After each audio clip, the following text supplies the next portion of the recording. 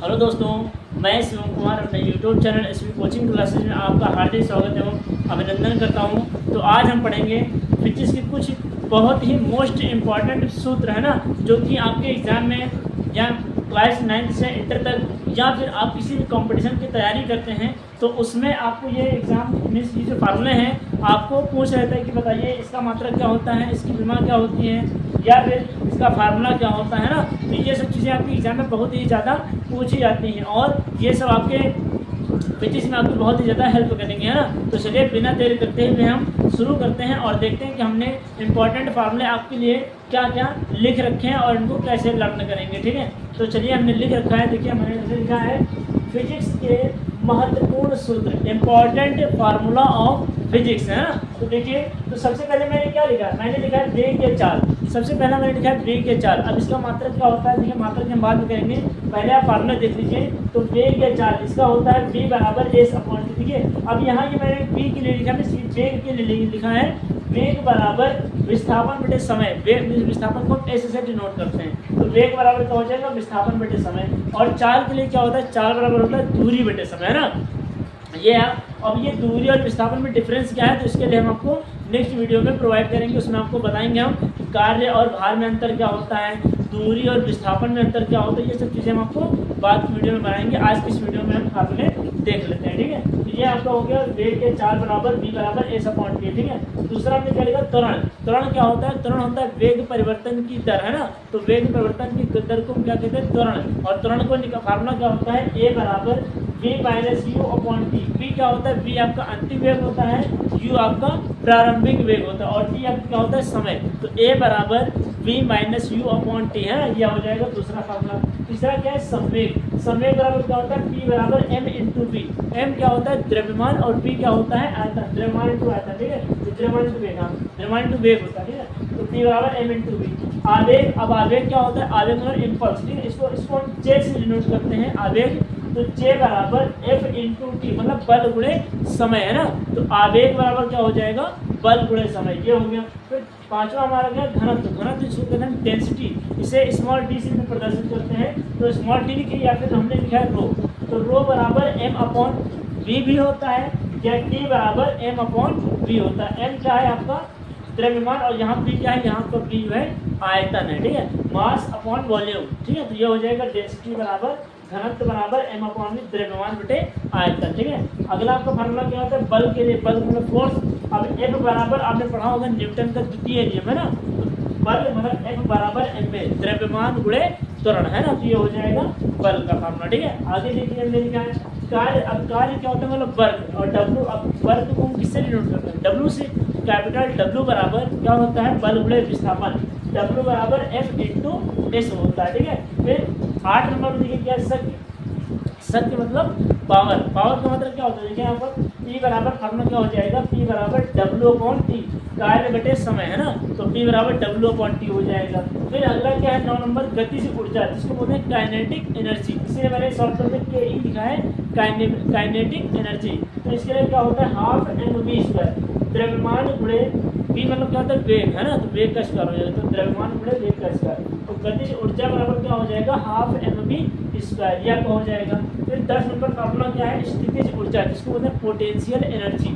तो इसके लिए क्या होता है, mgh। P बराबर होता है mgh। m द्रव्यमान, g मतलब गुरुत्वीय त्वरण होता है और h मतलब हाइट होता है, ऊंचाई होती है। तो क्या हो जाएगा, Pe बराबर mgh हो जाएगा। ठीक है, फिर हमारा 11 नंबर फार्मूला क्या है, भार। भार मतलब वेट। अब यहाँ वेट क्या होता है, तो इसमें कुछ नहीं करना होता है, आपको द्रव्यमान को g से मल्टीप्लाई कर देना होता है, वो आपका भार हो जाएगा। इसका मात्रक न्यूटन होता है, तो W बराबर m इंटू जी हो जाएगा। ठीक है, ये किसका हो गया, भार का फार्मूला हो गया। फिर क्या है, बल आघूर्ण।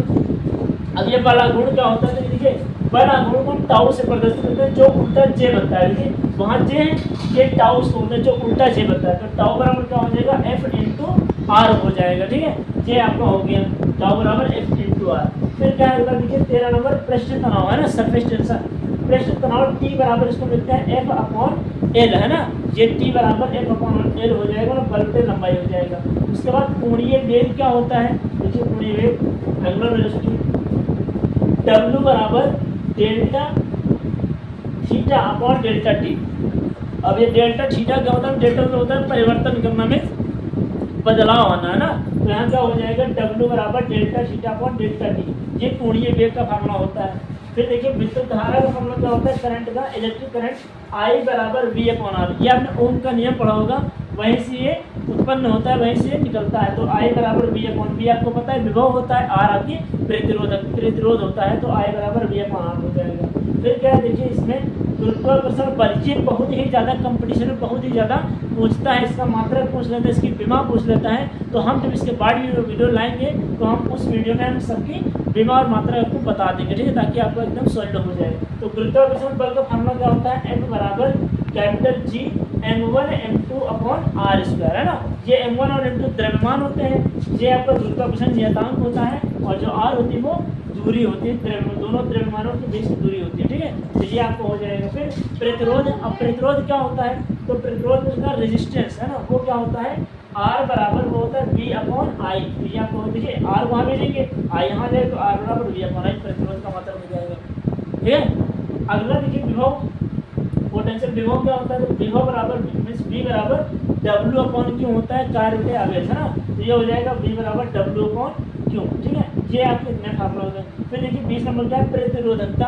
प्रतिरोधकता में देखिए क्या हो जाएगा, रो बराबर RA अपॉन L हो जाएगा, ठीक है। A अनुप्रस्थ काट का क्षेत्रफल होता है, L लंबाई होता है, और जो आपका R है वो क्या हो जाएगा, R, हाँ ठीक है। तो ये आपका प्रतिरोध हो जाएगा। फिर यहाँ क्या देखिए, ये 21 नंबर है ऊर्जा, है ना। अब ऊर्जा का मतलब देखिए, ऊर्जा के कई मात्रक बनेंगे, W बराबर VIT बनेगा, और जब यहाँ पर आप V की जगह IR रखेंगे तो I और I से मल्टीप्लाई करके I स्क्वायर RT हो जाएगा, और यहाँ पर जब आप ओम का नियम रखेंगे तो V square upon R into T. तो इसके 3 फार्मूले बनेंगे, ये भी इसका फार्मूला है, ये भी फार्मूला है, और ये भी फार्मूला। तो इस फार्मूले पर आपको कंपटीशन में बहुत ही ज़्यादा न्यूमेरिकल आते हैं, सवाल आते हैं, तो इनको अगर ये आपको याद है तो बहुत ही अच्छे तरीके से आप अपने एग्जाम को बीट कर लेंगे, ठीक है। तो चलिए अगला हमारा फार्मूला कोणीय आवृत्ति क्या है, ठीक है, फ्रीक्वेंसी, एंगुलर फ्रीक्वेंसी। तो इसको कहते हैं W बराबर 2 पाई अपॉन टी, है ना। तो ये हो जाएगा W बराबर 2 पाई अपॉन टी हो जाएगा ये। फिर उसके बाद 23 नंबर क्या है, अभिकेंद्रीय बल, है ना। अभिकेंद्रीय बल क्या होता है, देखिए अभिकेंद्रीय बल में वृत्त होता है, तो उसके केंद्र की ओर जो लगने वाला बल होता है उसे हम अभिकेंद्रीय बल कहते हैं, मतलब अंदर की ओर जो बल लगता है, ठीक है। तो क्या हो जाएगा, F बराबर mv स्क्वायर अपॉन में R, है ना। ये आपको क्या हो जाएगा, अभिकेंद्रीय बल का फार्मूला हो जाएगा, ठीक है। फिर उसके बाद क्या है, दाब। दाब का फार्मूला, दाब मतलब प्रेशर। प्रेशर क्या होता है, प्रेशर मतलब होता है बल बटे क्षेत्रफल, तो P बराबर F अपॉन A हो जाएगा। तो ये रहे आपके कुछ मोस्ट इम्पॉर्टेंट फार्मूले जो कि आपके एग्जाम में बहुत ही ज़्यादा मात्रा में पूछे जाते हैं। और अगर आपको ये फार्मूले बहुत ही अच्छे तरीके से आ रहे हैं, इनके मात्राएं आपको याद हैं, इनके विमाएँ आपको याद हैं, तो आप अपने एग्जाम को मात्रा तथा जो मात्रा और विमाएँ तो अगर आपको याद है तो बहुत ही अच्छे तरीके से आप अभी फिजिक्स को कवर कर लेंगे, ठीक है। तो उम्मीद करते हैं कि ये फार्मूले आपको समझ में आए होंगे, और उम्मीद करते हैं इन फार्मूलों को आप अपने नोट्स में नोट कर लेंगे, है ना। और अगर आपको कोई भी फार्मूला को नहीं आ रहा है समझ में, तो आप मुझे कमेंट बॉक्स में ज़रूर कमेंट करिएगा, मैं उसका आपको बता दूंगा कि मात्रा कैसे यहाँ से आया है, ठीक है। तो उम्मीद करते हैं आपको समझ में आया होगा, ठीक है। तो मिलते हैं नेक्स्ट वीडियो में। और अगर आपको हमारी वीडियो पसंद आई है, समझाने का तरीका समझ में आया है, तो आप हमारी इस वीडियो को और इस चैनल को ज़्यादा से ज़्यादा लोगों तक लाइक करें, शेयर करें और सब्सक्राइब करें। चलिए मिलते हैं नेक्स्ट वीडियो में। Thanks for watching this video.